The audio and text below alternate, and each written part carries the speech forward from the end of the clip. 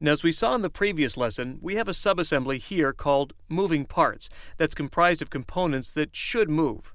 However, because SOLIDWORKS treats subassemblies as rigid bodies by default, the entire mechanism cannot be moved. For a subassembly to be allowed to move, you must define it as flexible.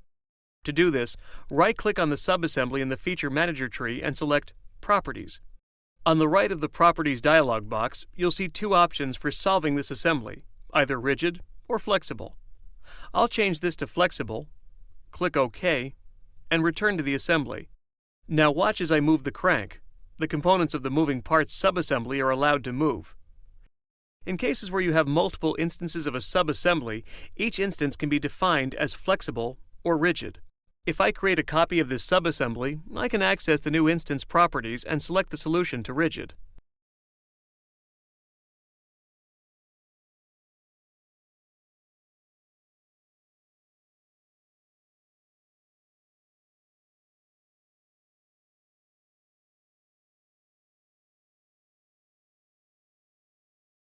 When I drag this new instance, it now behaves like a single rigid body, while the first instance is still allowed to move.